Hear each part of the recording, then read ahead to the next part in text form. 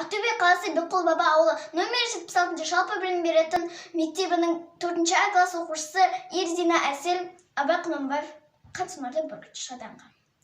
Қансонарда бүркітші шаданға, тастан түлкі табылар андығанға, рұқсат пен татулды сыпырған ебет, ыңғайлы ұшам кейман шадамға.